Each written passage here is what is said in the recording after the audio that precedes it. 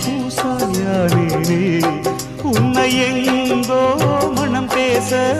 உள்ளம் நொந்தேனே நாம் ஒன்று சேரும் திருநாளும் உருவாகும் ஜென்மங்கள் ஏழேழும்